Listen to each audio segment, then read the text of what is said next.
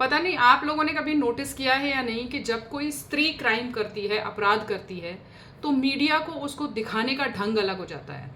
और इसको मैं मानती हूँ कि ये एक स्लो ब्रेन वॉशिंग है। जिस तरह की स्थितियाँ अभी बन रही हैं, जो हमें इतने कत्ल सुनने को मिल रहे हैं, ऐसा क्यों हुआ होगा उसका हम एनालिसिस करेंगे, तो जुड़े रहिएगा।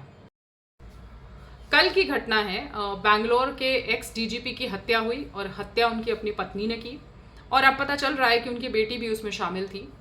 तो ये जो हत्या हुई वो काफ़ी विभत्स हत्या थी। उनकी आंखों में जो है लाल मिर्च झोंकी गई, फिर उनको चाकुओं से गोदा गया, और 2 चाकू लगे हैं बाय द वे उसमें। जो अभी मैंने पूरी रिपोर्ट पढ़ी उस हिसाब से 2 चाकू उन्होंने यूज़ किए, और कई सारे इंजरीज हैं उनके ऊपर। मतलब कि अचानक तो नहीं हुआ होगा कि फिट ऑफ द रेज के गुस्से में आके मार दिया हो, पूरा प्लान किया होगा कि पहले ऐसे करेंगे फिर ऐसे करेंगे।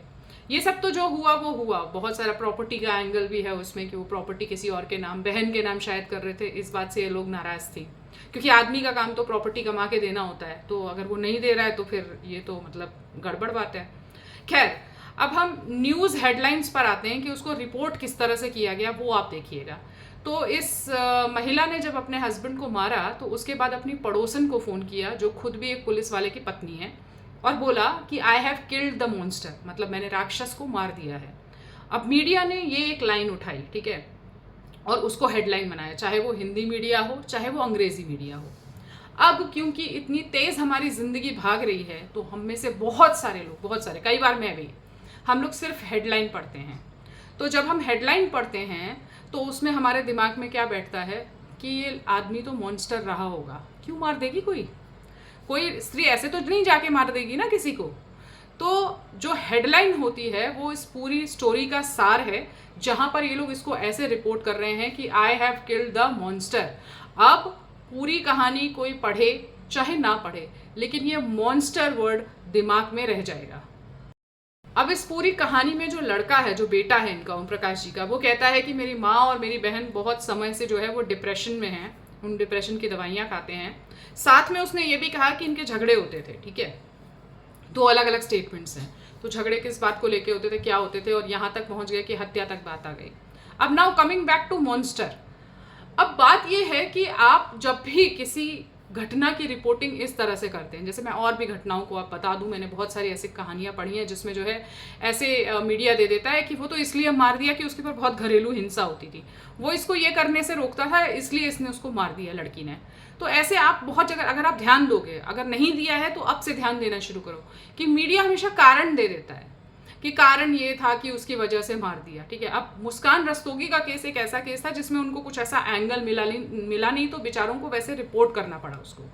जनरली उन लोग कोई ना कोई कारण निकालते हैं, फिर वो ये साबित करने की कोशिश करते हैं कि महिला की बेसिकली इसमें ज़्यादा कोई गलती नहीं थी, वो बहुत परेशान थी, उसको बहुत परेशान किया जा रहा था, फाइनली उसके सामने कोई रास्ता नहीं बचा था। और ये मैंने सच में, ये इस दिस पर्टिकुलर केस, डीजीपी के केस में, मैंने बहुत सारे फेमिनिस्ट को लिखते हुए देखा कि वो बहुत सालों से परेशान थी, इसलिए फाइनली उसने यह स्टेप लिया।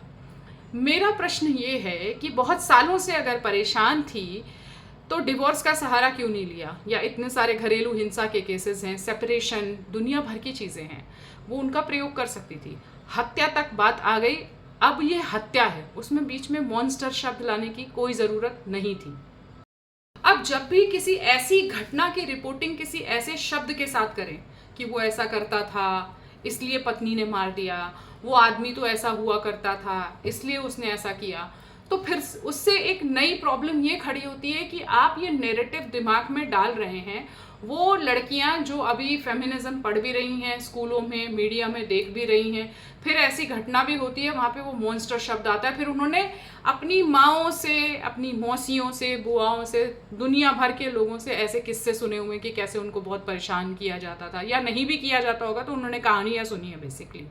तो अब उनके दिमाग में ये शब्द आ जाता है मॉन्स्टर। यानी आप जस्टिफाई कर रहे हैं किसी भी तरह से इस हत्या को, कि ठीक है वो हो गई हत्या, समझ सकते हैं बेचारी ने कर दी हत्या, लेकिन उसके पीछे कारण था कि ही इज़ अ मॉन्स्टर। वो है या नहीं है, हम इतने डिटेल में किसी भी केस में नहीं जाते हैं। जैसे कि वाराणसी वाला ही जब गैंगरेप केस हुआ था तो सबने फट से आके रिपोर्ट कर दिया कि उसने ऐसे, उन लोगों ने, 24 लोगों ने ऐसे किया उस लड़की के साथ। वो लोग जो हमारे जैसे लोग हैं जो बहुत एक्सपर्ट हो गए हैं कि वो एक नज़र में बता देते हैं कि ये केस झूठ होगा या सच होगा। तो जनरल आदमी जो एक लेमैन होता है उसकी नज़र में दिमाग में यही आएगा कि हाँ ऐसा हुआ होगा। तो जब आप रिपोर्टिंग इस शब्द के साथ कर रहे हैं तो आप एक नैरेटिव सेट कर रहे हैं, आप एक माइंडसेट बना रहे हैं। और उससे क्या होता है कि जितनी भी और स्त्रियां हैं जिनका ऐसा दिमाग चल रहा होगा उनको फिर आइडियाज़ मिलने शुरू हो जाते हैं, क्योंकि अभी तो वो उनको पता है शातिर दिमाग अपराध तो वो कर रही हैं, पता है एक्स्ट्रा मैरिटल अफेयर में या कुछ और चल रहा है उनका, तो वो भी चाहती हैं कि इस आदमी को रास्ते से हटा दिया जाए। मगर अब जस्टिफिकेशन नहीं मिल रहा, हम इसको जस्टिफाई कैसे करेंगे हत्या को? तो वो कोई ना कोई कहानी बनाएंगे। और ऐसे मैं बहुत सारी काल्पनिक कहानियाँ लड़कियों से और उनके जो है बाकी रिश्तेदारों से सुनती भी रहती हूँ।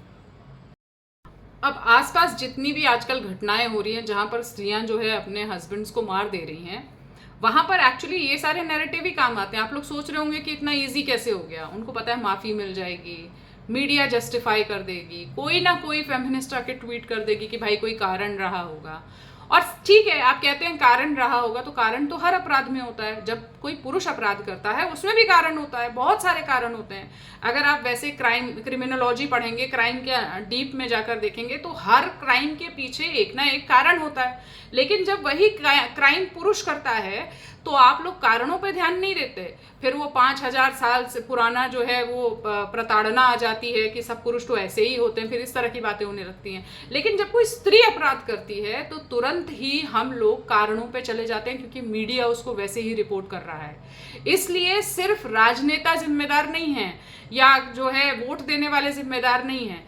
The kind of narrative media is setting, वो लोग उतने ही रिस्पॉन्सिबल हैं, उतनी ही उनके ऊपर जो है जिम्मेदारी बनती है कि आप जो है एक जेंडर न्यूट्रल रिपोर्टिंग नहीं कर रहे हैं। इसकी कोई ज़रूरत नहीं थी इस मॉन्स्टर वाली लाइन को हेडलाइन बनाने की, मगर आपने बनाया।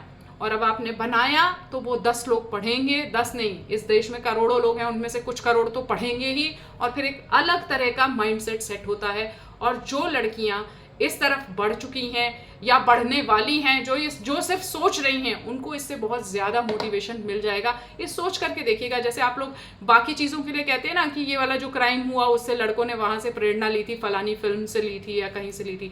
इस तरह की घटनाएं जिनकी रिपोर्टिंग सही से नहीं हो रही है, जिनको आप इस तरह से प्रेजेंट कर रहे हैं एज इफ कि उस आदमी की ही गलती थी, वहाँ से मोटिवेशन मिलता है लड़कियों को, सिर्फ सरकार से ही नहीं मिलता है। आप उस अपराध की सज़ा भी कम करके देते हैं लड़कियों को, उसके पीछे बहुत सारे और कारण बता देंगे कि हार्मोनल डिसबैलेंस था, डिप्रेशन था, फलाना था। तो जब आप इस तरह के बहाने लगा देते हैं तो फिर तो वो क्राइम का जो सीरियसनेस है वो कम हो जाती है। तो सोच कर देखिएगा इस बारे में कि आपको नहीं लगता है कि मीडिया जिस तरह से प्रेजेंट करती है उसमें भी फॉल्ट है? मुझे जवाब ज़रूर दीजिएगा।